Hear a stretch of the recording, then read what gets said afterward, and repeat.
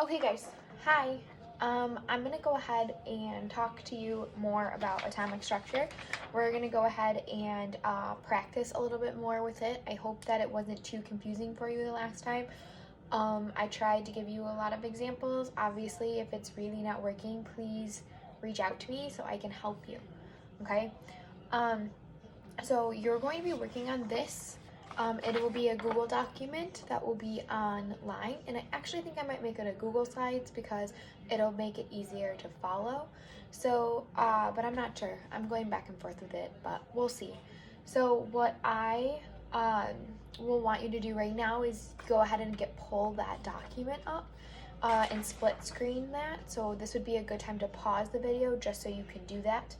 And so I'm going to go ahead and get started, okay? So on this document, it says that to become more familiar with the atomic structure of some common substances, we're going to complete the chart. For each substance, you have been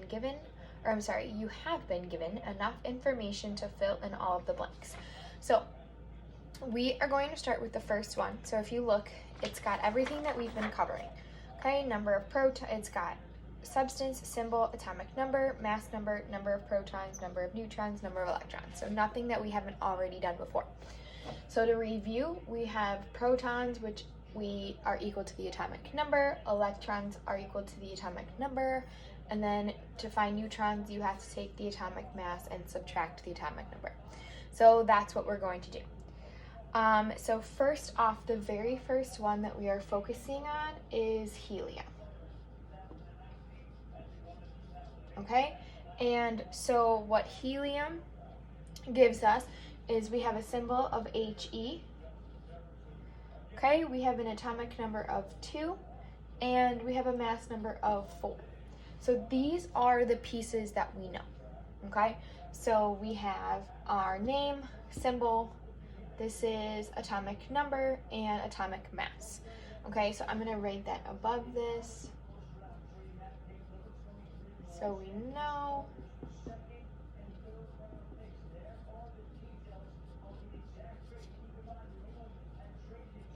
Okay, so the things that are missing are our protons, neutrons,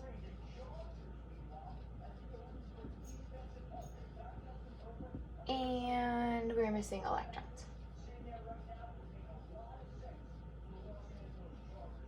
Okay, so these are the things that we are looking for right now. So when I go through this process, I ask myself the questions of how do I find my protons? Well, how do I find my protons? I look at my atomic number.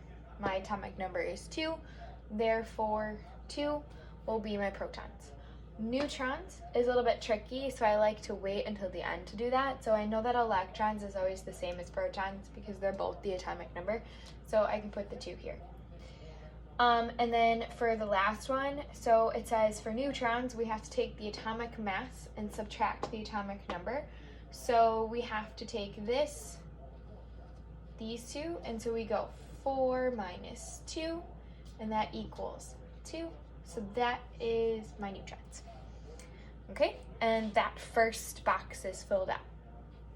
Pretty self-explanatory, not too bad. Okay, so now though, the next one that we're gonna cover has different things missing. So now we're gonna have to kind of take a closer look at that. So I'm gonna go ahead and erase this off the board. And now we're gonna look at the next one. So the next one is magnesium.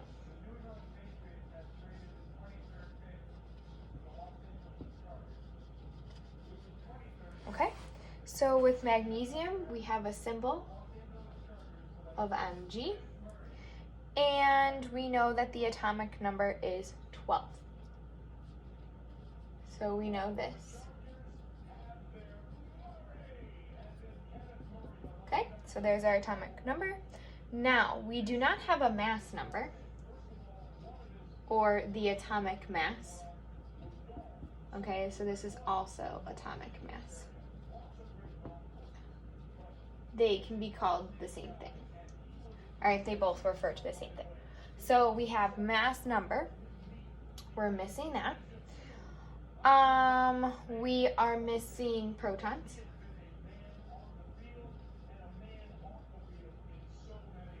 And then we have, it says 12. And this is neutrons. So we have our neutrons, and then we need electrons.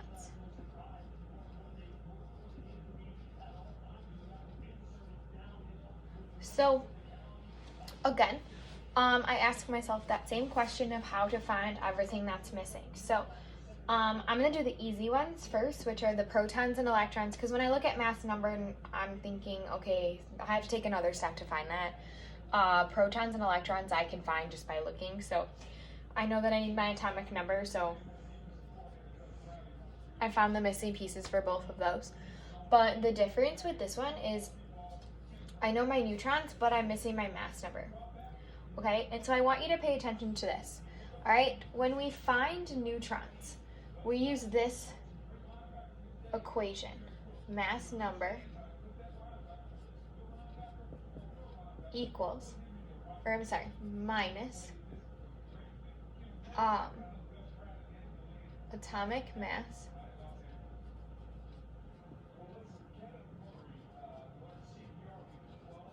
equals neutrons.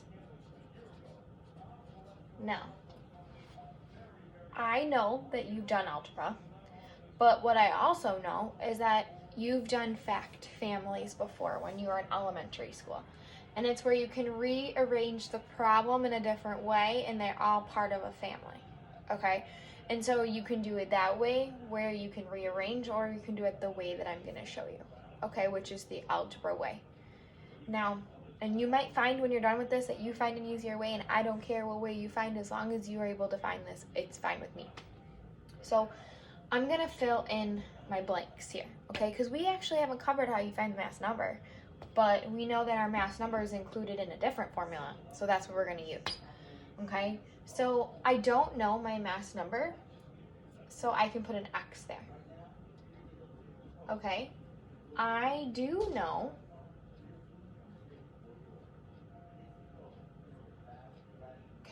I do know my atomic mass is 12, and I do know that my neutrons are 12. Okay, so my formula my problem that I have is x minus 12 equals 12. Well, anytime you have a variable in the rules of algebra is you have to get that variable by itself. So we need to do the reciprocal, or the opposite of subtraction, which is addition. And that becomes 0, so it cancels itself out. You have to do the same thing to the other side, which means that x will equal 12 plus 12, which is 24. Now, if you forgot what x represents, we've put that up there. So x represents the mass number, which means my mass number is 24. Now, also you could look at it as, if you have caught on to the pattern, is, well, if I take atomic mass minus atomic number to find neutrons, then that must mean I need to take my atomic number plus my neutrons, and that gets me my mass number. That's great. But I just want to show you how that works so people who need that visual aspect can get that. Okay? So that's how we fill in the missing pieces for magnesium. So I'm gonna go ahead and we'll do one more. We'll do aluminum together because aluminum it's kind of tricky. Okay, so let's erase this. Okay, so aluminum will be the last one that we do together.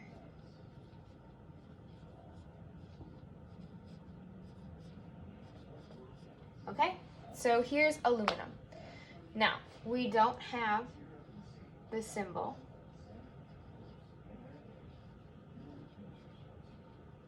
What else don't we have?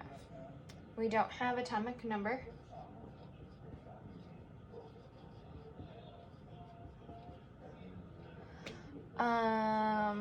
We don't have mass number.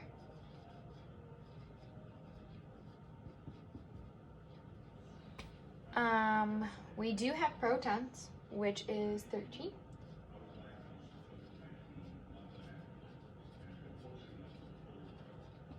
and we do have neutrons.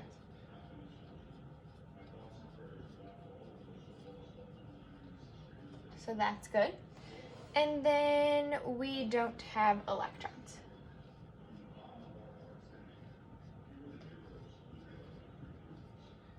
Okay, so looking at this, there are more things missing than before, and they're kind of big things, but we don't want to be too intimidated by that, okay? So we are going to slowly talk through and work through how to find the things that we're missing. So first off, symbol.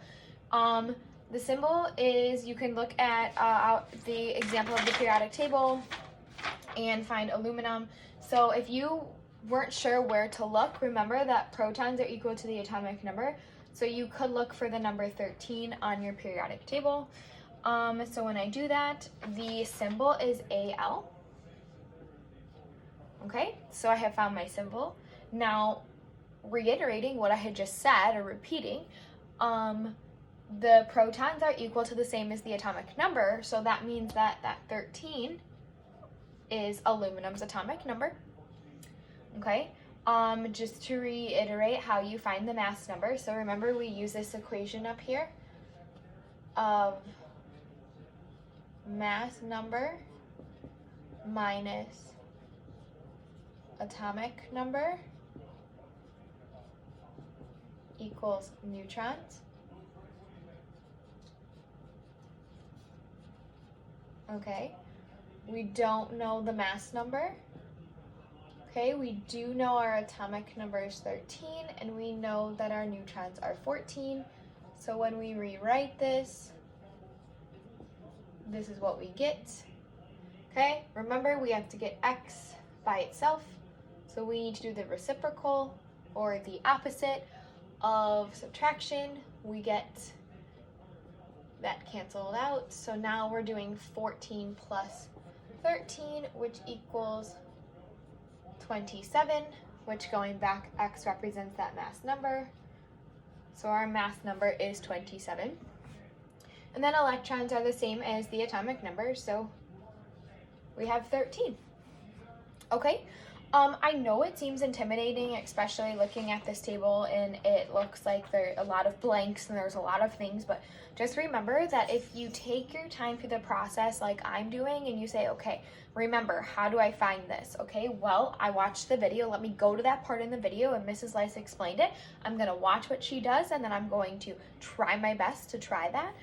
You should be totally fine. Okay, and if you need any help, just let me know. And what I'm going to do is I am going to make your quiz available at the end of this for you to do. I'll give you a couple attempts to do it. It won't be anything crazy. And then I will also be submitting another, it'll be a survey, but it's going to be in the form of an assessment. So there won't be like any right or wrong answers or anything. But you are going to need to fill out that survey so I can see your how comfortable, or I guess your comfort level with atomic structure. And that way I kind of know where you're at, because that is a big part of your test. So I just want to make sure that you are comfortable with that. Okay, that's all I have for you. And I hope that me kind of switching it up and you seeing my face and like seeing me actually do things on a board versus just listening to my voice over and over again in a video is kind of refreshing and like a little bit more helpful. So I hope this is working. I know this isn't the most ideal. It's the best that I can do though. So just try your best and reach out to me if you need anything. Have a good day.